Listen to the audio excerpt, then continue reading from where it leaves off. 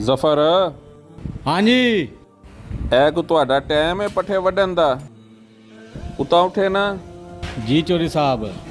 ਇਹ ਟਾਈਮ ਹੈ ਪੱਠੇ ਵੱਢਣ ਦਾ?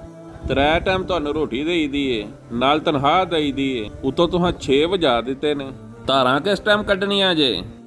ਚੋਰੀ ਸਾਹਿਬ ਗੁੱਸਾ ਕਿਉਂ ਕਰਦੇ ਹੋ? ਤੁਹਾਨੂੰ ਇਹ ਖੁਸ਼ਖਬਰੀ ਸੁਣਾਣਾ। ਉਹ ਹੁਣ ਤੂੰ ਕਿਹੜੀ ਖੁਸ਼ਖਬਰੀ ਸੁਣਾਣੀ ਏ? ਡਰਾਮੇ ਕਰਨਾ ਵੇ?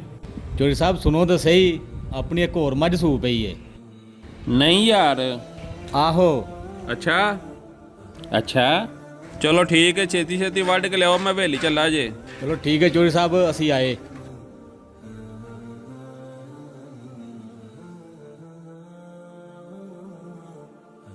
ਓਏ ਤੁਸੀਂ ਕੀ ਡਰਾਮਾ ਬਣਾਏ ਆ?